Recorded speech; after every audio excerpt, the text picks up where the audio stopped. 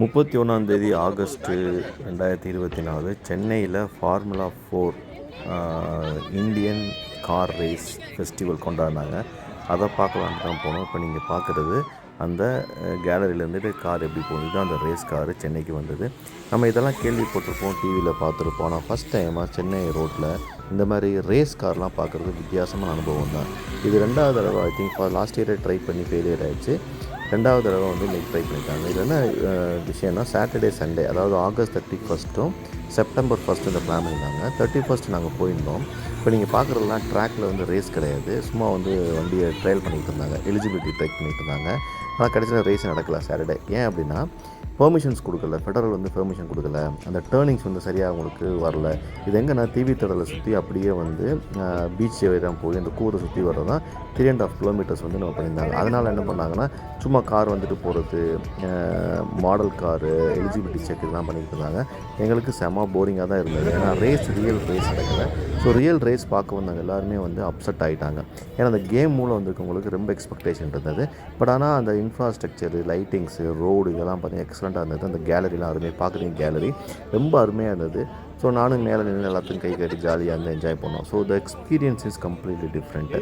So நம்மலாம் disappoint ஆகிடக்கூடாது அப்படிங்கிறதுக்காக என்ன பண்ணாங்க, இந்த ரேஸ் காரில் அந்த நார்மல் காரை கொண்டு வந்து ஒரு ஸ்டெண்ட்லாம் பண்ணாங்க. பார்த்தீங்கன்னா வீலிங் பண்ணுறாங்க பாருங்கள். 2 வீலில் அந்த காரை ஓட்டினாங்க. ஃப்ரண்ட்டு கார் வருது பாருங்கள், பேக்லேயும் அந்த கார் வருது.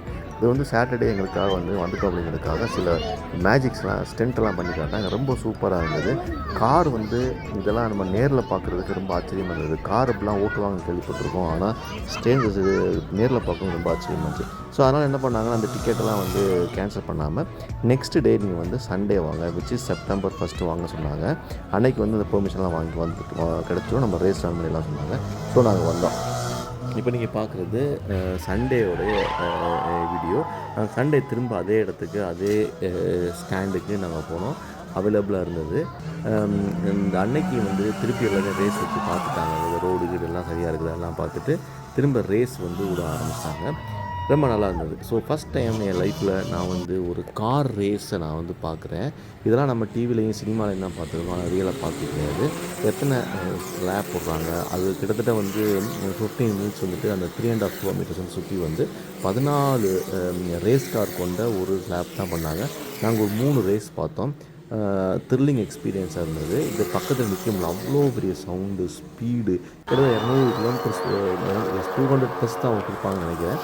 அவ்வளோ வேகமாக போனது. அதுக்கு முன்னாடி வந்து சேஃப்டி பார்த்தது, நாங்கள் பக்கத்தில் சவுண்டு, இதெல்லாம் ரொம்ப வித்தியாசமான அனுபவம் அது. அதை உங்களுக்கு பகிர்ந்தேன். தேங்க்யூ ஃபார் வாட்சிங் மை வீடியோ.